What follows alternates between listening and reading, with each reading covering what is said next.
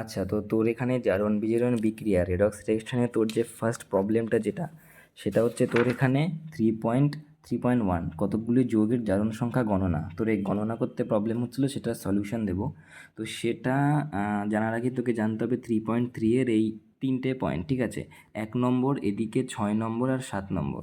First of all তো 1 নম্বরের এখানে এটা অলওয়েজ মনে রাখবি যে মুক্ত বা মৌল অবস্থায় সব মৌলের পরমাণুর জারণ সংখ্যা সর্বদা 0 হয়, ঠিক আছে? আর এদিকে হাইড্রোজেন এর নর্মালি জারণ সংখ্যা সবসময় -1, কিন্তু ধাতব হাইড্রাইডের ক্ষেত্রে +1 হয়। এটা কিন্তু মানে এক্সেপশনাল।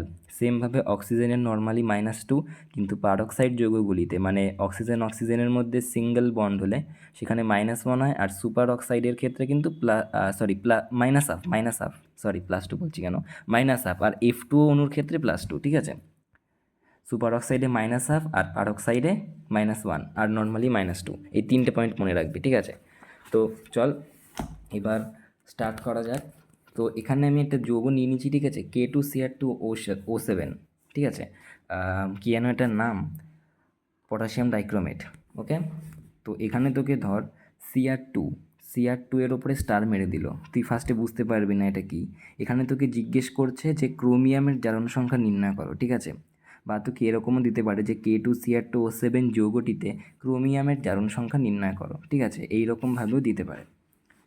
তো তোকে কি করতে হবে, এখানে দেখ স্টার দিয়েছে Cr2 এর ওপর, এখানে কিন্তু ক্রোমিয়াম নেই, তাই তোকে ক্রোমিয়াম বের করে নিতে হবে, ঠিক আছে?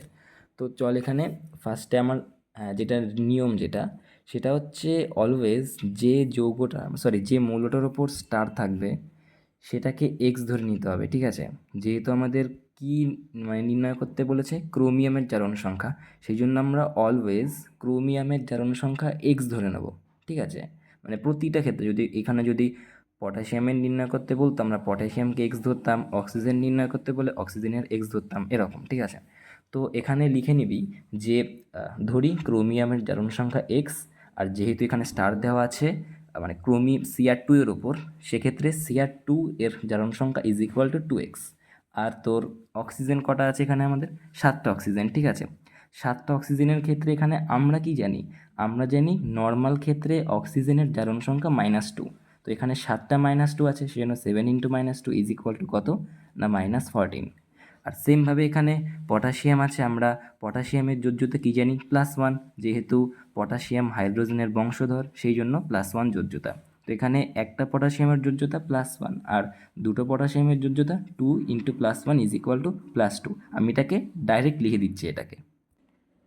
তো টুক করে লিখে নিলাম যাতে বেশি সময় নষ্ট না হয় আর তোর যাতে বোরিং না লাগে দেখতে।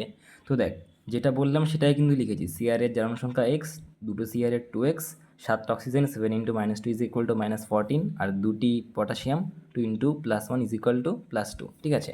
এবার আমরা কি জানি যে K2Cr2O7 মুক্ত অবস্থায় আছে। আর আমরা কি শিখেছিলাম ওই ফার্স্ট পয়েন্ট থেকে আমরা শিখেছিলাম যে কোনো যৌগ বা মৌল মুক্ত অবস্থায় থাকলে বা ভূমিস্থ স্তরে থাকলে তার জারণ সংখ্যা সর্বদা 0 হয়, ঠিক আছে? এখানেও সেম কেস, যেহেতু K2Cr2O7 যৌগটি ভূমি স্তরে আছে, সেই এদের জারণ সংখ্যা =0।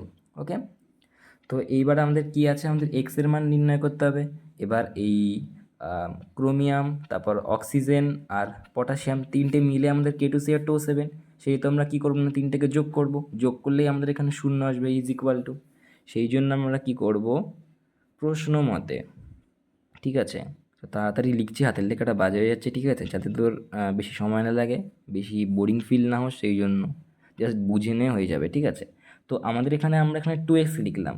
2x কেন লিখলাম? যেহেতু আমাদের কোশ্চেন এখানে Cr2 এর উপর স্টার দেওয়া আছে, সেই জন্য আমরা এখানে 2x ধরে করলাম, ঠিক আছে? যদি x করতাম তাহলে ভুল হয়ে যেত। নির্ণয় করতে বলেছে ক্রোমিয়ামের, কিন্তু কোশ্চেনে দেওয়া আছে Cr2 এর উপর স্টার, সেই জন্য আমরা এখানে দুটি ক্রোমিয়াম নির্ণয় করেছি 2x, বুঝেছিস তো?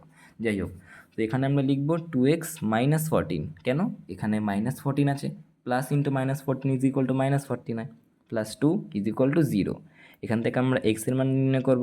2x এখানে কী হচ্ছে আমাদের, +2 14 মানে 12, অতএব x =6। এবার আরেকটা মেন কথা, তুই x =6 লিখে যদি পরীক্ষায় দিয়ে আসিস, ডাব্বা পাবি 0। 2 নম্বর পুরোপুরি গেছে, ঠিক আছে? দেখ, এখানে আমাদের এক্সের মান কি তুই এখানে লিখিস নি এটা ধনাত্মক কি ঋণাত্মক।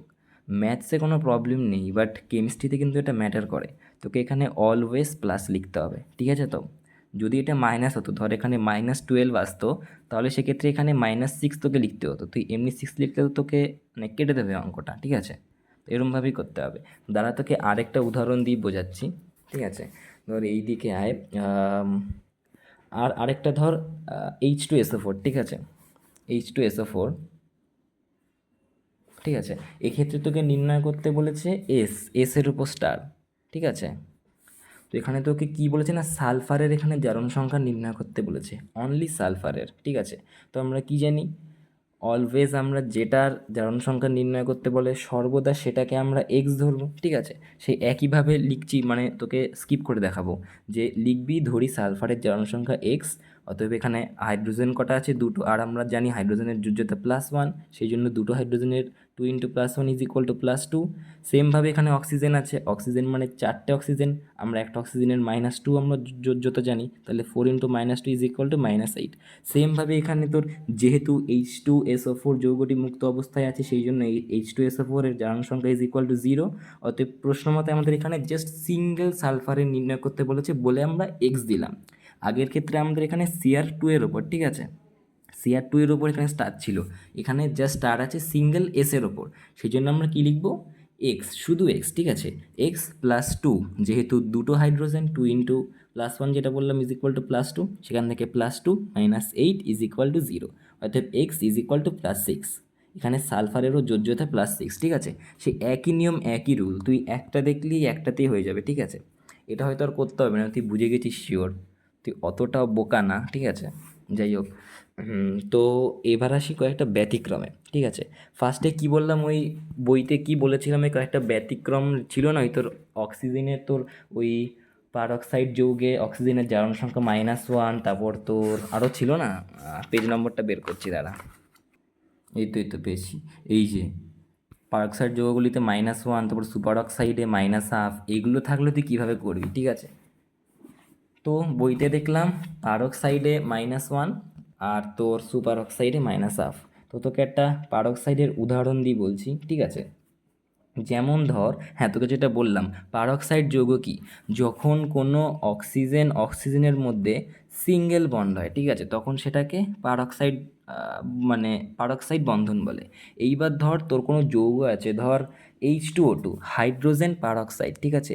H2O2, তুই এটাকে কীভাবে বিন্যাস করবি, hydrogen single bond oxygen, single bond oxygen, single bond hydrogen. এইখানে তোর হাইড্রোজেনের একটা হাত, অক্সিজেনের একটা হাত হয়ে গেল। এইখানে দেখ, তোর অক্সিজেনের মধ্যে এই যে সিঙ্গেল যে বন্ডটা আছে, এইটাকে বলা হয় পারক্সাইড বন্ড, আর এই যৌগটাকে বলা হয় পারক্সাইড যৌগ, ঠিক আছে? এটার নাম হচ্ছে হাইড্রোজেন পারক্সাইড, যেটা বললাম। তো তোকে এইটারই উদাহরণ দিয়ে বোঝাচ্ছি। তো তোকে H2O2-তে, এখানে অক্সিজেনের জারণ সংখ্যা নির্ণয় করতে বললো, ঠিক আছে? তোকে অক্সিজেনের জারণ সংখ্যা নির্ণয় করতে বললো। এবার সেই সেম একই রুলস এরম করে লিখবো, ঠিক আছে? তোর ধরি অক্সিজেন এর জারণ সংখ্যা = x, অতএব দুটি অক্সিজেনের জারণ সংখ্যা = 2x, অতএব তোর এখানে কি আছে, দুটো হাইড্রোজেনের জারণ সংখ্যা এখানে 2 × +1 = +2।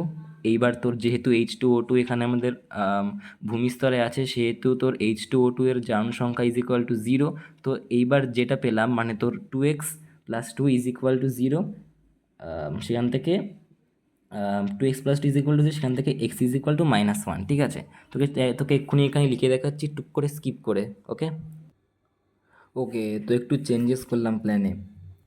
এখানে আগে অক্সিজেনের উপর নির্ণয় করতে বলেছিলাম, এখন হাইড্রোজেনের উপর করেছি, যেহেতু অক্সিজেনটা তুই জানিস যে এখানে অক্সিজেনের এখানে পারক্সাইড বন্ডে এখানে জারণ সংখ্যা -1, সেটাকে দিয়ে আমি এখানে হাইড্রোজেনেরটা নির্ণয় করেছি। আমরা অলওয়েজ জানি হাইড্রোজেনের জারণ সংখ্যা অলওয়েজ +1 হয়, সেটাকেই প্রমাণ করেছি। এবার দেখ কীভাবে করলাম, এখানে ধরি হাইড্রোজেনের জারণ সংখ্যা x, এখানে H2 এর নির্ণয় করতে বললো, তাই H2 এর জারণ সংখ্যা সমান 2x। আর আমরা কি জানি, এই যে পারক্সাইড বন্ডে থাকা অক্সিজেনের জারণ সংখ্যা অলওয়েজ -1, ঠিক আছে? তো সেইভাবে এখানে নির্ণয় করলাম, অতএব O2 এর জারণ সংখ্যা, মানে পারক্সাইড বন্ডে আছে তাই। তো জনসংখ্যা 2 × -1 = -2, ঠিক আছে। নর্মাল হলে কিন্তু 2 × -2 = -4 হতো, যেহেতু পারক্সাইড বন্ড সেক্ষেত্রে এখানে -2 হয়েছে। এবার আমরা কি জানি, যেহেতু H2O2 মুক্ত অবস্থায় আছে, অতএব H2O2 এর জনসংখ্যা অলওয়েজ 0। সেম একইভাবে প্রশ্ন মতে 2x প্লাস ইন্টু -2 মানে 2x - 2 = 0, অতএব 2x = +2, অতএব x = +1। আমাদের হাইড্রোজেনের জনসংখ্যা +1 প্রমাণিত। ওকে, তো এখানেই তোর ইয়েটা শেষ হচ্ছে, ঠিক আছে, ভিডিওটা শেষ হচ্ছে। এরপর তোর যেসব আনকমনগুলো বইতে আছে, ঠিক আছে, সেই সবগুলো দেখে নিবি, ঠিক আছে। তোর আনকমন যেগুলো বইতে আছে তারা বের করে নিই। এই যে এগুলো তোর এগুলো হচ্ছে, এখানে দেখ CrO5, এখানে তোর যেই বাটারফ্লাই শেপ তোকে তো বললাম, এখানে দেখছি যেসব অক্সিজেনগুলো সিঙ্গেল বন্ডে আছে, এই সব কটা, এই অক্সিজেন পারক্সাইড বন্ড, এই অক্সিজেন পারক্সাইড বন্ড, কিন্তু এইখানে আমাদের কিন্তু এখানে ডাবল বন্ড, মানে এখানে নর্মাল, ঠিক আছে। এই জায়গাটা অক্সিজেনের জনসংখ্যা -2 আর এখানে হচ্ছে -1 করে, ঠিক আছে। সেই একইভাবে তুই এখানে দেখতে পাচ্ছিস NH4NO3, যেটা তোর কোথায় গেল, ওটা নেই, যাই হোক, ওটা বাদ দে। তারপর তোর দেখতে পাচ্ছিস এখানে H2SO5, ঠিক আছে, এটা তো তুই স্যার দেখতেই বললাম, এই যে VVI বলে দিয়েছি, ঠিক আছে, আমি বড় করে দেখাচ্ছি। এগুলো জাস্ট দেখে রাখবি, ঠিক আছে। এগুলো এই 6টার মধ্যে যে কোনো একটা আসবে, একই নিয়ম, জাস্ট এই আকারগুলো দেখে রাখবি, হয়ে যাবে। তো আপাতত ফার্স্ট টপিক কমপ্লিট।